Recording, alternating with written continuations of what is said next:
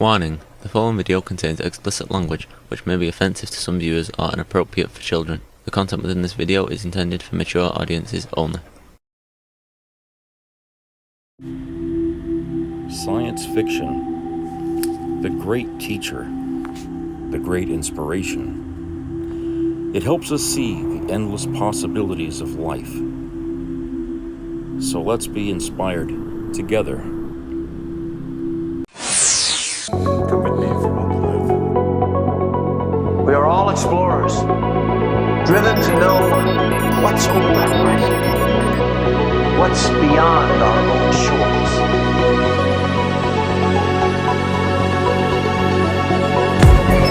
We are not sending out interceptors. We have taken them completely by surprise.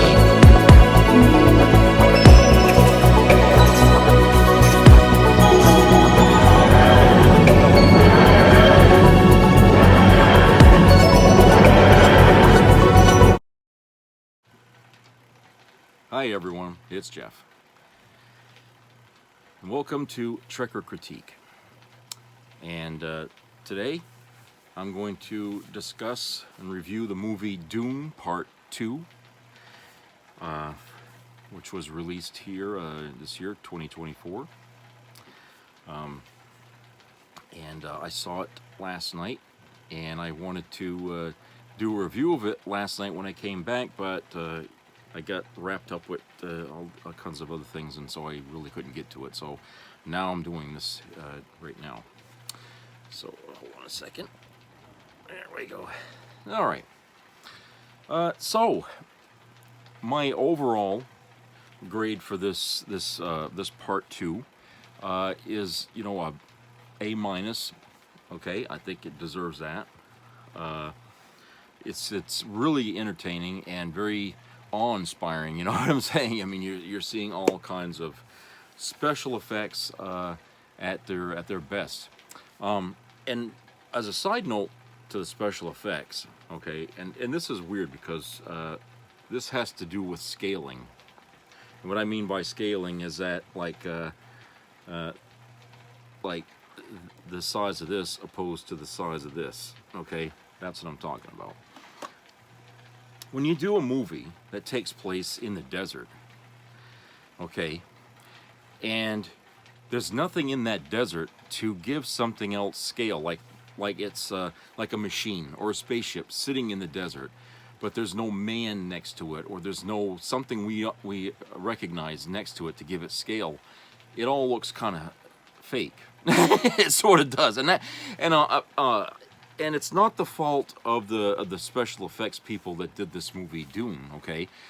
I think that would be something that if someone were to make a movie without special effects but film it in the desert, and having put something there that we have no idea how big it is or how small it is, and there's nothing around it to give it scale, we would probably walk away thinking like, oh, that's just a miniature or something. It's not real.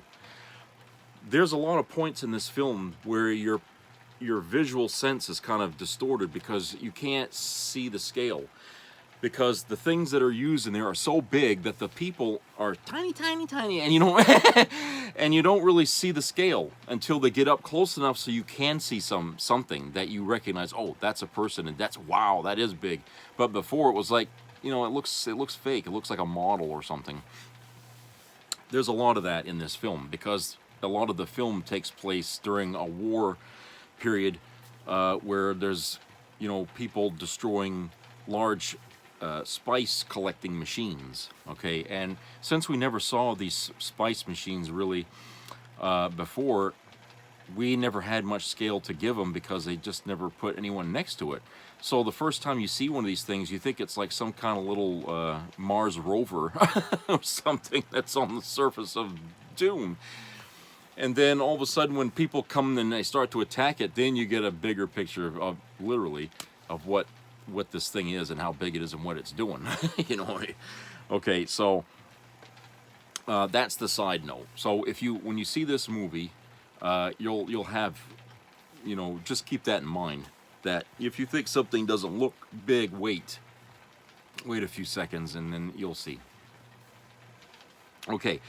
The rest of this is going to be spoiler alert, so if you don't want to know anything about this film yet because you want to see it, then please shut this fucking thing off, okay? And don't watch any more of it until after you've watched it, and then you're welcome to come back here and watch this review, okay? I implore you, do not watch this. I don't want to taint your perception of this film, okay? So do yourself a favor, watch something else. All right, for those of you who have seen it and are interested in knowing how I feel about the film, whether I liked it or not, okay, then there's no reason to hide, okay? You've seen it, so I'll continue now. The story, you know, I was kind of surprised because the story is sort of a little bit different take on the book, just as the 1980s Dune was a different take on the book, and just as the Sci-Fi Channel's version of Dune is a different take on the book, they did the same thing here with this one.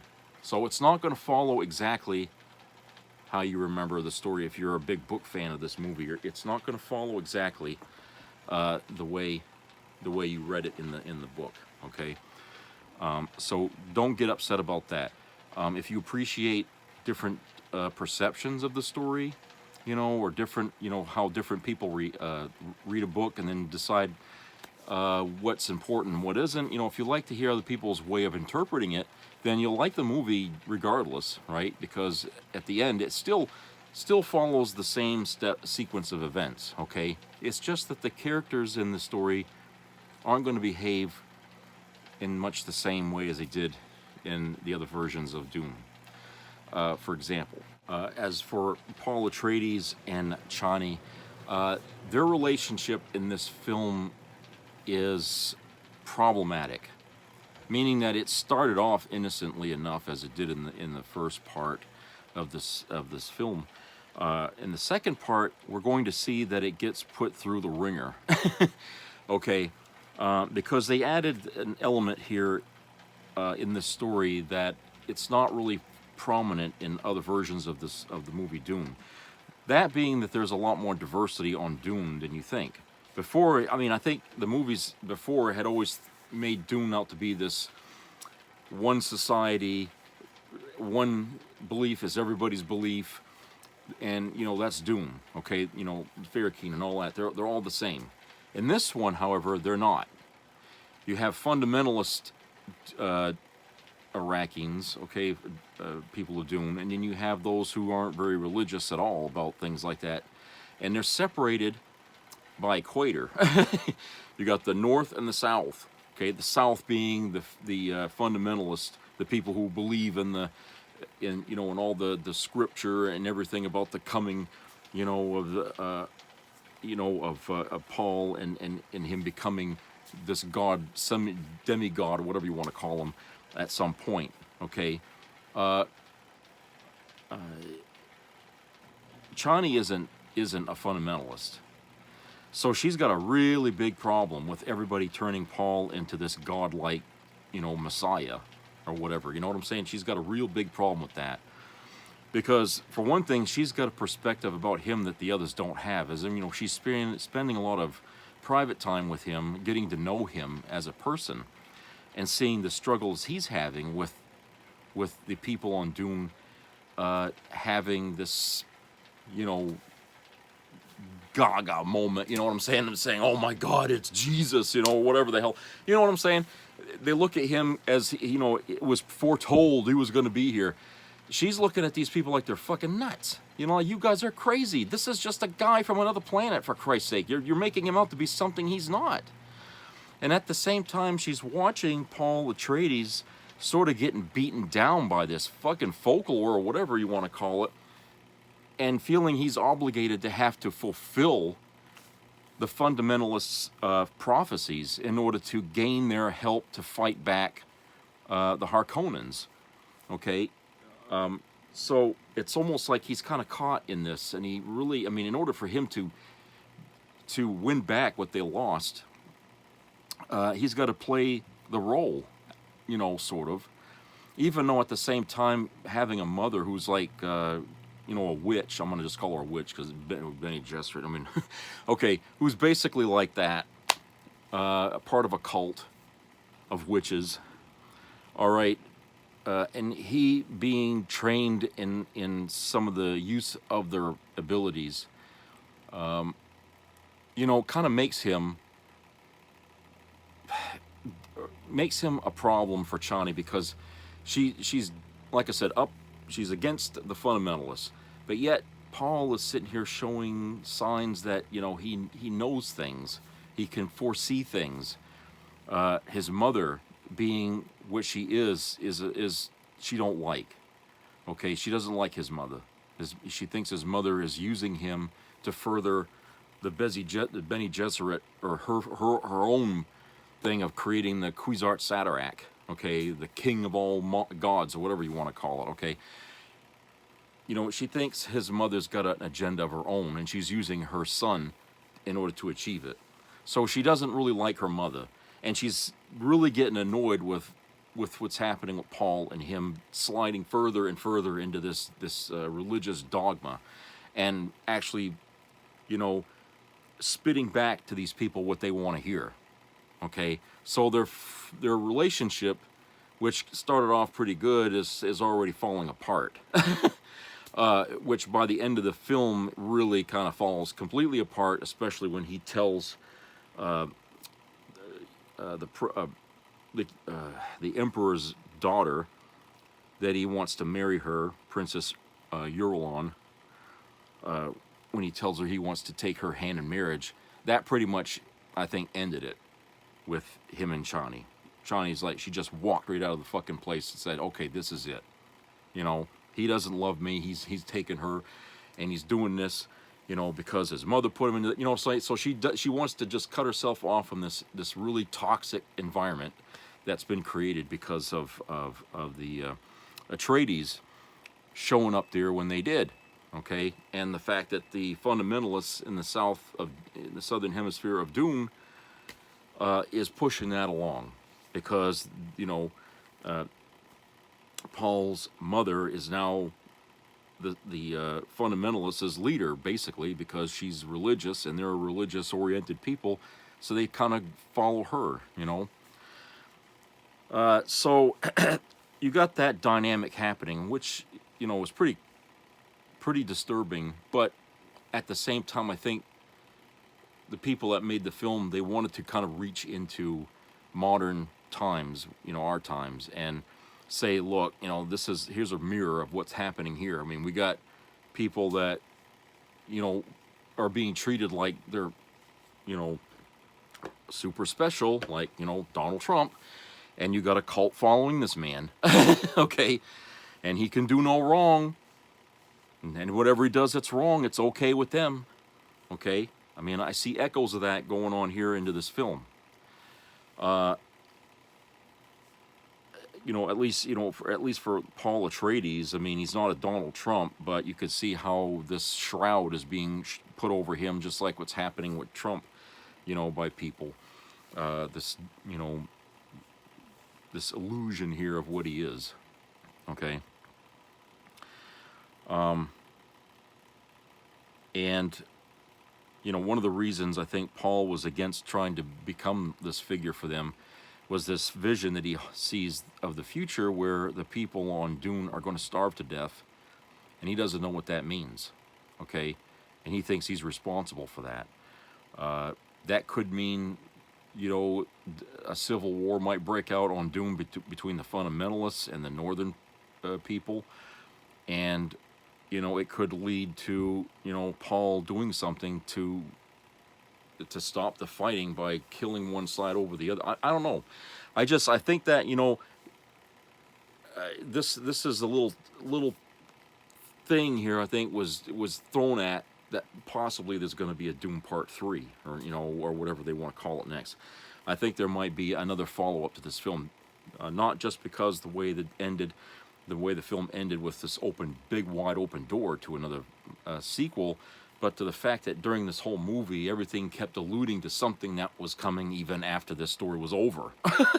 Okay, and it wouldn't be wise to do that if you're not going to do any more of these films. So I think there's probably going to be a third part to this story.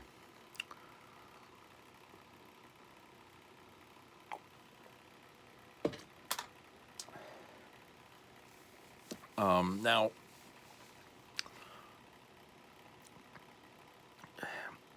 we get to see Christopher Walken play the Emperor, which wasn't bad, I got to say. I think Christopher Walken did a pretty good job playing that role. He didn't do it over the top like some people have been laughing that he would do, but he didn't. So he pulls that off pretty good. Stellan Skarsgård as Baron Vladimir Harkonnen. He did well, but his part really was kind of diminished a little bit because they focused more on Fade, who the Baron puts in charge of Dune because, things are falling apart because Paul Atreides is down there raising old Mary Hill, putting a stop to spice production, which is, pissing off the bigwigs in the because you got like a whole bunch of houses out there other than just Harkonnen and Atreides, and you know what I'm saying. There's like 9 different houses out there, and they're all being pinched here because of this shit happening on Dune, and they're not happy with it, and they're putting a lot of pressure on the Emperor to put a stop to it. The Emperor is putting a lot of pressure on the Harkonnens to put a stop to it, and they haven't done it. So they send Fade down there as a psychotic killer. They send him on the request of the Bene Gesserit queen there, or the leader witch, whatever, to send him because they know him, okay, and they think he's the way to reclaiming Dune is to send him down there because they know he's brutal and he'll do whatever it takes. Okay, but what's that saying they have on in the film, the plans within plans? Well, that's more in this film than you'll ever realize. Okay, everybody's got a plan within a plan in this fucking film. Everybody seems to know what's going to happen before it happens, but the only one who really seems to know what might happen is the Bene Gesserit, because I think they're constantly manipulating things through this whole thing, through the whole film. They're in the background doing their thing, and even Paul Atreides seems to be unaware that he was set up into this whole mess from the start. Okay, he doesn't realize that. But he finds out through the course of the movie that he's not really an Atreides. He's at least half Atreides, but the other half of him is Harkonnen, and Fade is his cousin. And his mother is the daughter of Baron Vladimir Harkonnen. How the hell they could keep that away, or that a secret, to that point, I don't know. I mean, even in the book, when I read the book, it seemed like, how the hell could she hide that? If these people are blood enemies, those two houses are blood feud enemies, how the fuck could she ever possibly think she could hide that and for so long and get away with it? I don't know. That's like a big plot thing to me that just don't make any sense. You'd have to believe that they didn't know about it in order for the rest of the story to work. Again, in this movie, they did the same thing here. Okay, nobody knows. Even Paul didn't know. He finds out after he drinks the water of life, then everything becomes clear to him about what's going on. And then, he finds out about her, and he's really pissed at his mother because, the Harkonnens have really treated the people on Dune like shit. And now he feels like he's guilty because he's Harkonnen and, he's part of the fucking problem. And, Paul did not, what can I say? He was basically forced into having to drink that water of life. I guess he felt like there was no other alternative open to him to try and prevent what his vision was showing him about everybody starving to death on Dune, because he felt that if he drank the water of life, that was going to open the path that led to everything that he was predicting bad that was going to happen. So he had to basically, be convinced, in a hard way that, things are going to happen that there's no other way out. You know, you're going to have to go through. You have to go through in order to get out of this thing. And so I guess he just gives into the fact that, you know, hey, this is just how it is. It's fate. It's, you know, whatever you want to call it. But he had a whole purpose in this, and none of the shit's going to end unless he fulfills it in whatever way that requires it of him. So he does all these things through the movie, which at the same time makes him more of a godlike person to the people that are following him, okay? Every time he does something, oh, it was written, you know, oh, this was meant to happen. You know what I'm saying? Even when it doesn't pan out exactly the way it was written or something, they still say that it was written. You know, I mean, you've got all these people making excuses, and you've got all these people willing to just fall to their knees for this guy because they've been waiting for so. You know, it's kind of like what happened like in the ancient times here on Earth when you had the Roman Empire, okay, and people were so miserable under their rule all over the area that they claimed. And for a lot of the peasants, they begged and they prayed and everything for somebody to come along and rally the cause to take down the empire, the Roman Empire, okay? And when Jesus showed us up, you know, everybody had to say, oh, he was supposed to show up. It's written. It was written. I mean, it's kind of like that. It was all written. He's supposed to be here. He's going to save us. And in their mind, he was going to save them by becoming some sort of a military general, okay, and leading the fundamentalists, whatever, to take down Rome. I mean, to me, that's kind of what this story is basically a retelling the story of Jesus in a different science fiction-y way. But basically, the motives are there, okay? And so, you know, like what happened all those times when Jesus didn't perform as the kind of person they expected him to be the one to free the Jews from the oppression of the Roman Empire. They crucified him. They said, "Fuck you, you know, we don't want you around here. You ain't Moses. You didn't do anything for us. You're telling us to, you know, give them the other cheek if they hit you. We ain't doing that." Okay, so that's basically how that, you know, basically ended up. Okay. In this one, of course, the outcome is different, where he basically, the Messiah, becomes the general that they want and leads everybody to freedom by taking down the Harkonnens and attacking the emperor of the universe and beating them back. But at the end, what happens? The other houses are not in agreement with Paul unseating the emperor. They don't want to follow him as an emperor. So what does he do in return? He orders orders an attack on the other houses, take on the other 7 houses, you know, basically. He declares at the end of the film what they describe as a holy war against the rest of the universe, which I think will translate on Dune as being a civil war, because you got the fundamentalists who follow Paul, and you got the other side who now doesn't really want, you know. So, like I said, that if this movie doesn't solve or conclude anything, it simply sets up the stage for a part 3, which is going to be even bigger in scale than that. Okay. So, like I said, I think that's what we're going to be looking at here, is possibly a part 3. And hold on a second here, Dan. I'm trying to do a video here. I got 10,000 people calling me here. Okay, so yeah, what you got is the ending of this film.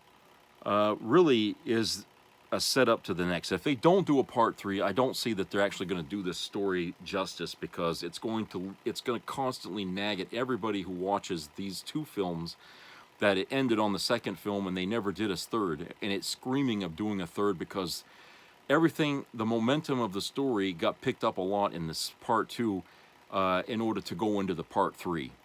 Okay, it'd be like doing those 3 Batman films that they did there, like Nolan did, and they didn't do the 3rd one. Okay, but the whole 3 films is all one story, basically. with just different villains in each one. But there's a progression to Bruce Wayne, Batman, back to Bruce Wayne again in that arc. They can't complete this arc if they don't do a third part. So you see, the thing between him and Chani has to be resolved in some fashion or other, because I think what's going to happen is she's going to end up fighting against Paul with some rebel group against the fundamentalists out there. That's going to lead to a lot of deaths.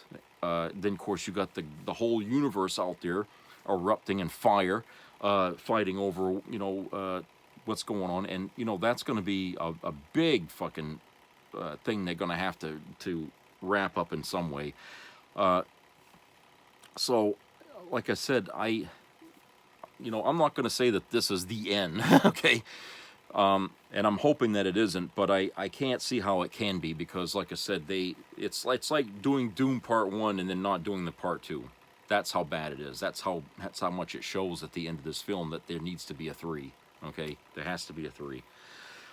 And I haven't heard anything about them making any plans to produce a 3, which is kind of odd, unless they really, really want it to be secret somehow. But they got to do a 3. They have to. I mean, it's that important to the story. If they don't do a 3, it's really a waste. Those other 2 films would be a waste, because it's not finishing a goddamn thing. Okay. But aside from that, everything that happened in 2 is very important, because it's the second act. It's right in the middle, of what's happening. That's going to be the arc for what happens to come. Okay, where the third would probably be the end, but they have to do this the right way. Okay, they may have to time jump forward, maybe 5 or 10 years after Part 2, in order to skip all the battles and everything that have to be fought. There might be, it might be something of an aftermath of what happened in the second one that they're going to have to deal with in the story for the third part. So, like I said, I feel like there's a lot more to be said here. But this movie, this second part, said a lot right there on how something like this gets started, on how crazy things can get created, a lot of it beyond our control, and how sometimes we get ourselves pulled into these things despite whether we want to or not, and we've got no way out but through. Okay, and that's where Paul is sort of at. I mean, the deck was stacked way against this fucking guy before he was even born, that this was his path. Yeah, it was obvious to anybody who knew this family and knew what the meaning of having this kid born from a former Bene Gesserit witch, what was going to happen. Okay, that's probably why the witches were always, had gone and tested Paul's mother to see, or tested Paul to see how strong he was with their abilities, because they were worried that, she was going to create what they called an abomination, which they still think he is. Okay, they don't really think he's the Quasar Satarak, or whatever the hell they call it. Okay, they still don't think he is. They still think he's an abomination, like Jessica forced this creature into existence, but he's not the one. Okay, he's not the one that the galaxy, where the universe was waiting for. Okay, this is something else. Okay, and so, like I said, you get pulled into these things, and I guess you would call that fate, when you're unable to make any other decision. I mean, even in the movie itself, Paul's sitting by himself after he drank the water of life, and he's saying, I can see all paths before me, every single path. And mostly all of them lead to the same outcome, except for one. Okay? And the one path he takes, he knows it's going to cost. It's going to cost dearly. And that's the path he took in the movie. The only path to victory, to beat the Emperor and all that, he had to take. Okay, all the other paths, there was no victory. But the only way to victory was to lose everything. Basically to lose Chani, to lose, whatever semblance of normalcy he ever thought he had. That would be gone. He'd basically have to become something else, which is what he did. He'd become, the husband there to the Emperor's daughter, and through that he, you know, kind of controls the universe in a way. I mean, he's the Emperor, I guess, and it's something he didn't want, but it's something he had to do. Okay, it is, and even declaring war on the rest of the universe. Okay, that was something else he had to do. If he couldn't get them to fall in line behind him to bring peace in the universe, okay, then he was going to do everything he could. I mean, even like cutting off the flow to spice. Now, without the spice production, it's going to be very hard to maintain this war for the universe. So they're going to be fighting this war in a very desperate fashion right from the get-go. And, you know, perhaps, you know, that's one of the ways that that Dune will see a famine is because of that, because of the intensity of the war, and the fact that so much spice is not being produced that people are just going to starve. Because you remember, the whole damn universe is eating that shit. They're using it for everything. Okay, it's like you know, the oil companies here on Earth. Everybody's using it. Imagine if all of a sudden I snap my finger and all oil disappears.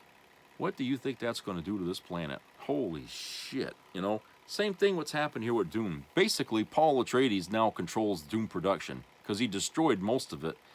You know, all the places that produce it and all that and collect it. He destroyed all these places on the planet that did that. Okay? So, with very little command, he can stop all spice production. That would put an end to the navigators and, you know, space travel. Okay, wherever you are, you're stuck there now because there's no fuel now to bring you home. Okay, you know, you think about that. When you think about it, because you've read, for those of you that have read the story, you know the importance of spice. You know, the finding of it was as important as finding oil is in today's world. Now that's gone. You know, the spice is on Dune, and you know, Paul's not going to let anybody come and get that. Okay, so he's put them all on their knees. It's gonna be, you know, a short kind of a fight because everyone will run out of supplies eventually. But you know, like I said, part three, we gotta have it. You know, we gotta have a part 3 here. You know, this story doesn't end. This story does not end in part 2. Okay, and so. I hope they come out with part 3, you know, in the next couple of years. I don't know. Hopefully they'll say something about whether they're going to do a 3 or not. But we definitely got to have it, okay? And it's not like, you know, the way they ended it in the 1980s, Dune, it seemed like you could, you know, it could end there and it didn't really matter if you heard any more about it because it just kind of gave you this idea that everything is going to be better, you know, now that we're going to have water on Dune and everything. They totally left out the idea that those worms will all die if they're exposed to water. So, you know, they, like I said, they had their own take on the whole story of Dune, okay? So they kind of didn't have a door open, really, for a sequel, you know? The Sci-Fi Channel, of course, they did a good job of following through, you know, on their version of it, as far as they took it. But this film version here, you know, they have to do it. There's no asking. There has to be a third. There's got to be. So anyway, you'll be amazed at the special effects. Okay, the worms look great in there. You know how they put them, and they show some interesting new vehicles. It's funny though, you know, in the films here, these new films, how everything has a slant of modern times in it. When I'm talking about vehicles and stuff like that, I mean, you know what they're trying to imitate or what they're trying to suggest, like helicopters. Instead of helicopter blades spinning, they're flapping.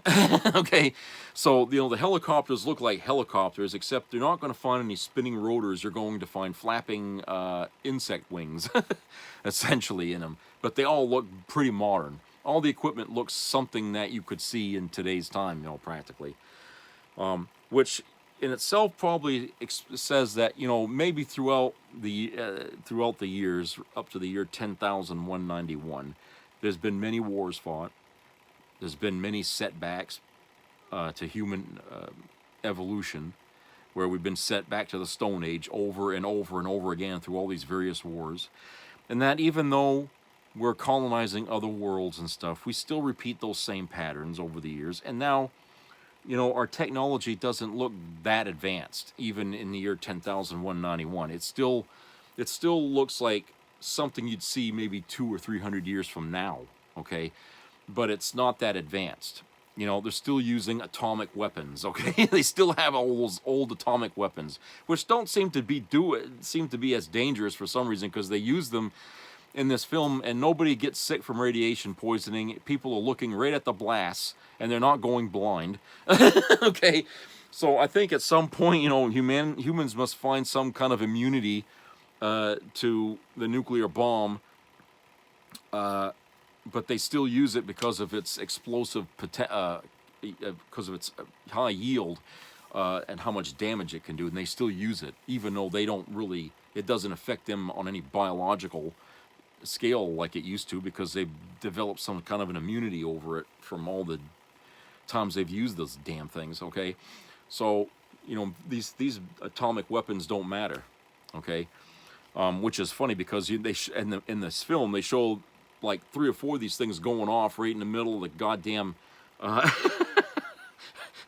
right in the middle of the damn town, and the debris is hitting everybody. They're standing that close to it, but nobody's like burned alive or nothing like that. And I'm like, Jesus, come on! I mean, we just come watching Oppenheimer for the love of Christ. That movie came out the same year this came out. We see what nuclear weapons can do, and yet we're going to a science fiction movie that really defines science fiction by exploding goddamn atomic weapons 10 feet away from people with a yield enough to bring down Hiroshima. It's okay, and yet these people are not burned. There's no radiation sickness. There's no blindness. There's none of these things out there, except maybe some people just got hit with shrapnel and died from the impact of it. So yeah, that was kind of a laughable thing, I thought, in this movie, which is why I ain't giving this movie like a high A+ or anything like that.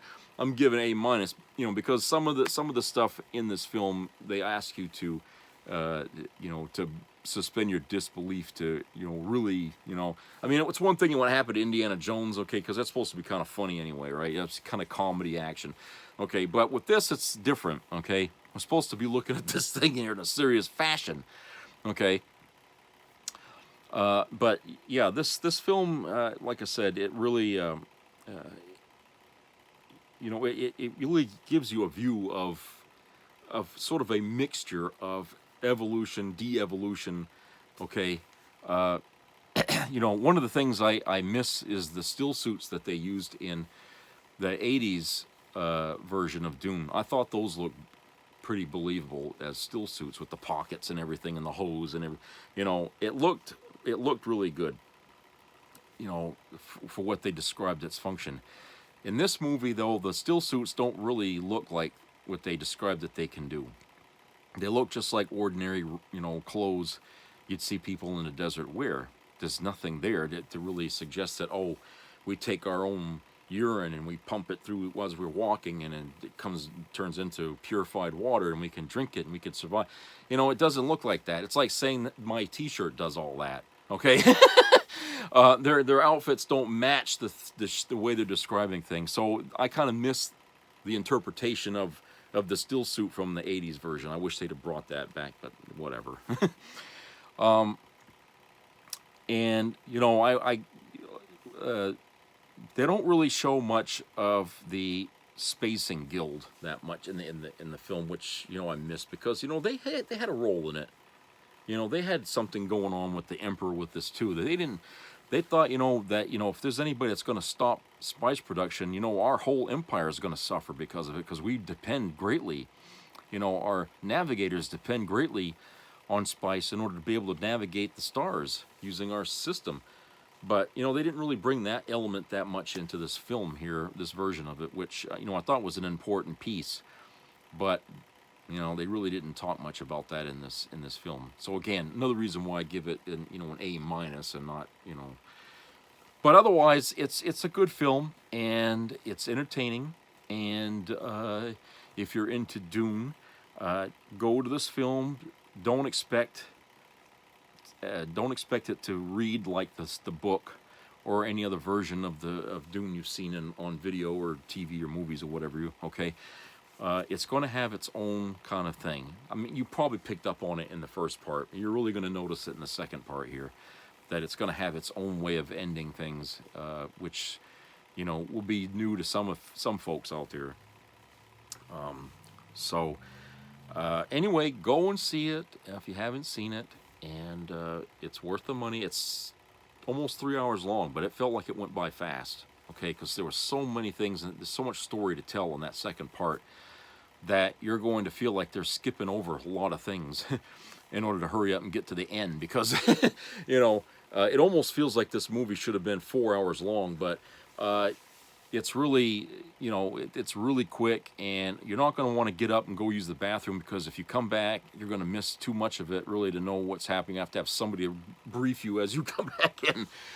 So if you're not one of those people that can sit through a movie that long, don't go. Wait till it comes out on video. If you can, go ahead and watch it. Just don't drink a lot beforehand.